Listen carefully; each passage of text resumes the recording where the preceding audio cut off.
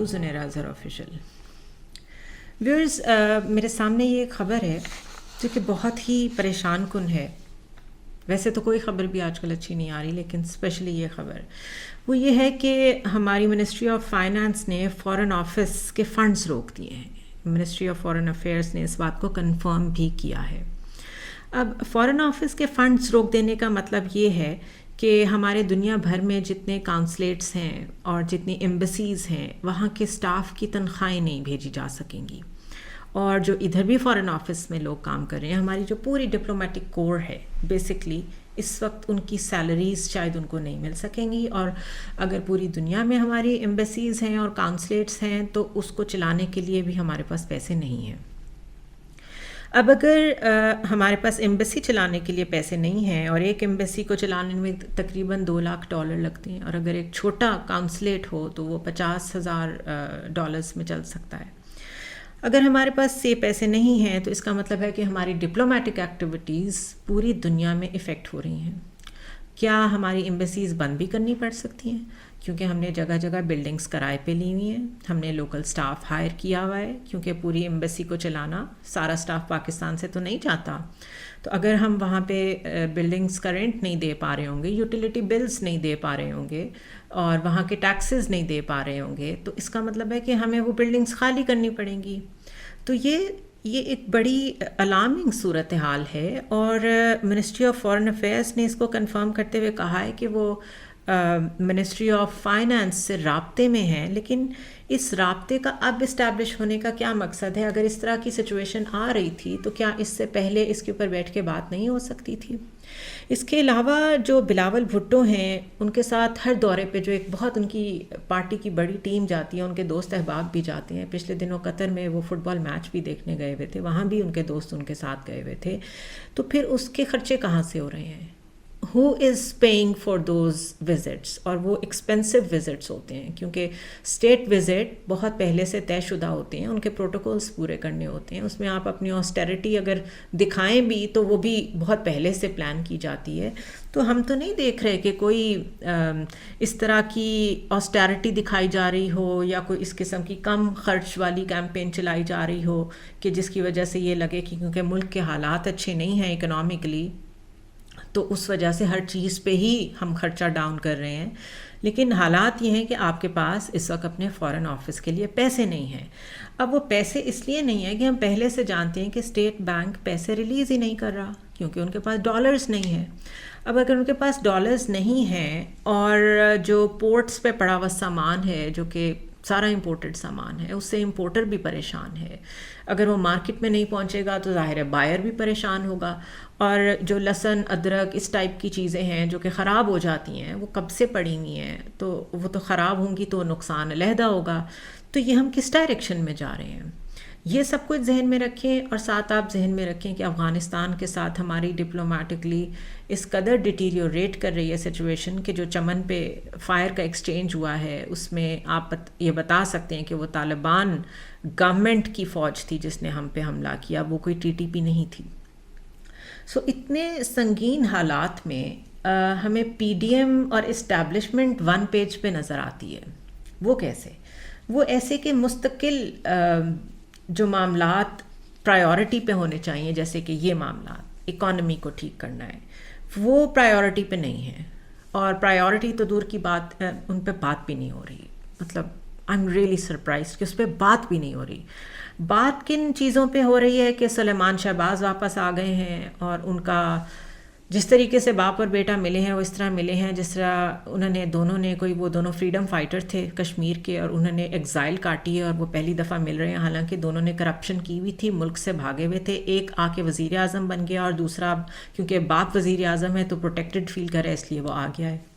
اس کے علاوہ بات کیا ہو رہی ہے کہ انہی کے بڑے بھائی نواز شریف جو ہمیشہ وقت پہ بھاگ جانے کے عادی ہیں اور واپس آنے کے لیے اپنی شرطیں منواتے ہیں وہ اسٹیبلشمنٹ سے، وہ کہہ رہے ہیں کہ مجھے بالکل یہ چیز شیورٹی کے ساتھ بتائیں کہ میں آؤں گا تو میں اریسٹ نہیں ہوں گا، because I want to come back and I want to contest elections. Imran Khan اس چیز پہ مضر ہیں کہ وہ آئیں گے اور پنجاب میں آئیں گے تو وہ گرفتار ہوں گے، کیونکہ لاء تو یہی کہتا ہے. اس سارے معاملے میں کوشش صرف ایک ہے، وہ یہ کسی طرح عمران خان کو رنگ سے باہر کر دیا جائے. اپریل میں بھی کیا گیا تھا. اپریل میں یہ کہہ کے کیا گیا تھا کہ اکانومی کی بہت بری صورتحال ہے, ان سے ہینڈل نہیں ہو رہی. لیکن اگر اس وقت صورتحال بری تھی تو اس وقت جو صورتحال ہے اس کو ہم کون سے الفاظ سے نوازیں؟ کیونکہ اس وقت تو ہم لٹرلی وہ جو بیگرز کانٹ بی چوزرز کہنے والے صاحب تھے, انہوں نے ثابت کر دیا کہ ہم بیگرز ہیں. ہمارے پاس اس وقت پیسے نہیں ہیں, سرکاری اداروں کو خرچے دینے کے لیے پیسے نہیں ہیں. کے پی گورنمنٹ کہہ رہی ہے کہ ہمارے پاس پیسے نہیں ہیں بیکاز وفاق ہمیں پیسے نہیں دے رہا. جی بی اور کشمیر ان سب نے مل کے, ان گورنمنٹ سے مل کے آج پریس کانفرنس کی. انہوں نے کہا ہمارے پاس پیسے نہیں ہیں سیلریز دینے کے لیے سرکاری ملازموں کو. اب اس سارے سیناریو میں کمانڈ چینج ہوئی ہے, لیکن اگر کچھ بھی چینج نہیں ہو رہا تو وہ حالات ہیں. اعظم سواتی کا معاملہ وہیں کا وہیں, ایک صوبے سے دوسرے صوبے میں. پتہ نہیں پاکستان کے صوبے گوانٹانامو بے ہیں, میں پہلے بھی کہہ چکی ہوں کہ کبھی ایک جگہ لے جاتے ہیں, پھر ابو غریب جیل بنائی ہوئی ہے وہاں لے جاتے ہیں. اور بائی دا وے سندھ میں کیوں لے گئے؟ سندھ میں تو پیپلز پارٹی کی حکومت ہے, وہ تو ڈیموکریٹس ہیں, اور اس پہ ہم نے اف تک نہیں سنا کسی پیپلز پارٹی کے انکل کی طرف سے, کیونکہ وہ لوگ بہت رو کے تقریریں کرتے رہے ہیں کہ ڈیموکریسی کو خطرہ ہے, ڈیموکریسی کو خطرہ ہے. اور رضا ربانی مشہور ہیں اس کے لیے, فرحت اللہ بابر مشہور ہیں اس کے لیے, لیکن ناٹ اے سنگل ورڈ. جو اعظم سواتی کے ساتھ ہو رہا ہے وہ وہی ہے جو پچھلی کمانڈ میں شروع ہوا تھا. ارشد شریف کا معاملہ بھی اسی طرح ہینڈل ہو رہا ہے جس طرح پہلی کمانڈ میں باجوہ صاحب کر رہے تھے. عمران خان کی ایف آئی آر ابھی تک درج نہیں ہو سکی ہے, اور یہ ساری جو سافٹ انٹرونشن کی نشانیاں ہیں یہ تو وہیں کی وہیں موجود ہیں. تو کون کہتا ہے کہ کمانڈ چینج ہو گئی ہے؟ دوسرا مسئلہ یہ ہے کہ اس وقت کمانڈ سے اگر یہ ریکویسٹ کی جائے کہ پلیز آپ ہیلپ کریں تو وہ بھی پرابلمٹک ہے, بیکاز کمانڈ کا یا ادارے کا یا فوج کا بار بار پولیٹیکل انٹرونشن کرنا ہی تو پرابلم ہے. اسی کی وجہ سے تو ہم یہاں تک پہنچے ہیں. تو دوبارہ تو ان سے ہیلپ بھی نہیں مانگی جا سکتی, اور اگر ان سے ہیلپ نہیں مانگنی تو پھر ہمیں ہیلپ کون کرے گا؟ ہمیں ہیلپ کریں گے پولیٹیشنز آپس میں ساتھ بیٹھ کے. مجھے تو یہ سمجھ میں آ رہی ہے کہ شاید ایک نیو سٹارٹ کر لیں. این آر اوز تو ہر حال میں مل ہی جاتے ہیں. عمران خان صاحب میں آپ سے مخاطب ہوں کہ ہر حال میں آپ کو اچھا لگے یا برا لگے دے دیے جاتے ہیں این آر اوز.